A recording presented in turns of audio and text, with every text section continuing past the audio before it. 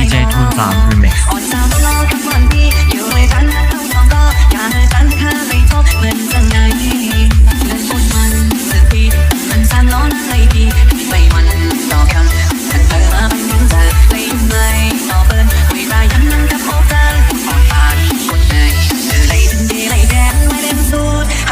ดีเจทูน3 Remix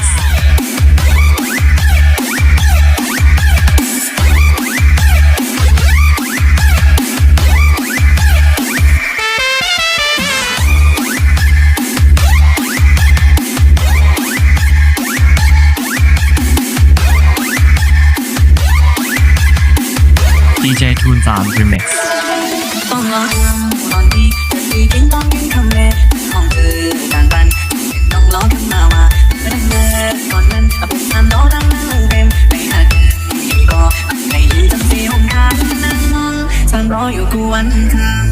ก็พากันหน้าเละอยากผ่านยังก็ลุกไปเละเลยยันเอาคำเอาไม่มันเก็บจ้องมอเลยจะให้เธอทำเธอทำเธอขึ้นพักมันนั่งไว้แล้วฉันก็เหมือนเธอสามปีบอกมาดูต้องไล่สาเธอกำเนิด ดีเจทูน3 Remix การฟังกันใจยามน้อยการฟังกันและอุ้มเล่นก็มีเสียงที่เขาได้แบกการไม่งออ่อนสาวรอทั้งวันปีเดี๋ยวไม่ทันนะต้องลองก็อย่าให้ฉันข้าในทบเหมือนจังไหน